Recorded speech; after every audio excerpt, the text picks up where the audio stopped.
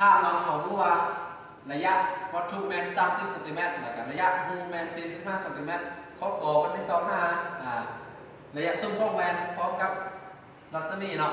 ข้อแมนเมื่อเพิ่นอยากได้หูดวงใหญ่กว่าวัตถุ4เทื่อเนาะหรือว่า s เท่ากับลบ cs เนาะลบ cs เพราะว่ามันเป็น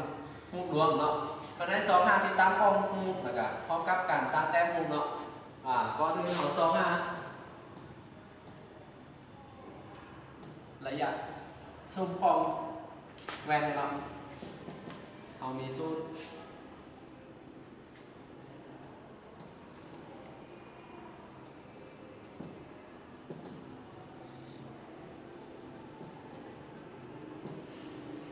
หรือ f จะเท่ากับ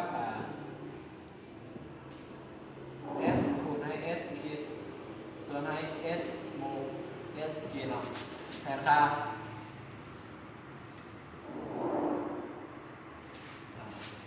f จะเท่ากับ s ของเราแมน30แล้วกับ s ขีดแมน45เนาะ30คูณให้45ส่วนให้30บวก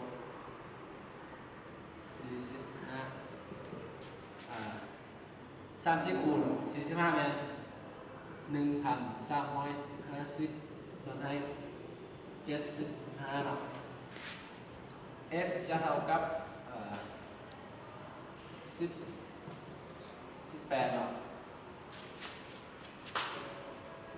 เมื่อเรารู้ระยะซุ้มของแวนแล้วเราสามารถสอบหารัศมีของแวนเนาะจาก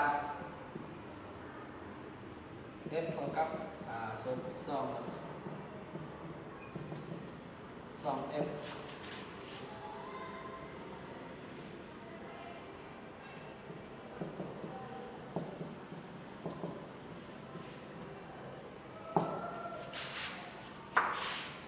รัศมีของมันจะเท่ากับ36 เซนติเมตรเนาะมานี่ข้อเนาะจาก s ขีดเท่ากับลบ cs สอบหา s จากสูตร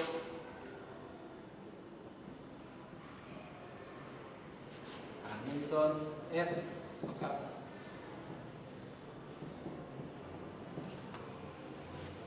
แทนค่าเลย1 ส่วน f เท่ากับ1 ส่วน s บวกให้1 ส่วนลบ cs เนาะเอาขึ้นคูณรวมตัวนี้เนาะจะได้อยู่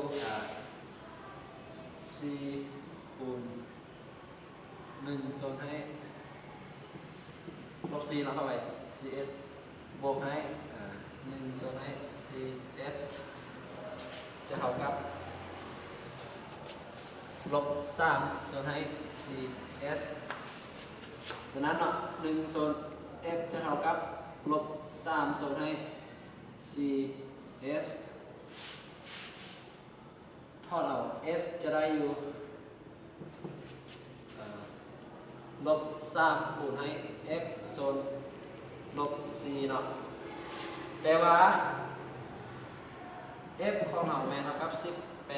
เซนติเมตรดังนั้นเราจะได้ s เท่ากับลบ3คูณให้18ส่วนให้ลบ4เนาะจะเท่ากับอยู่ลบ45ส่วนให้ลบ4เนาะเท่ากับอยู่13จุดจากนั้นเราสามารถเอาข้อมูลจากการคิดไล่นี้มาแจ้งเป็นรูปเนาะเขาจะกำหนดเอาวางตัวนี้เราเท่ากับ10 เซนติเมตรเนาะซึ่งว่าเราหูแมน f เท่ากับ18เนาะแล้วก็ s ขีดแมน45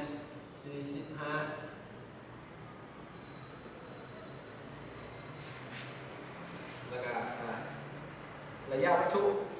ตัวนี้เนาะ s เท่ากับ13.5เนาะ1.8นี่เนาะ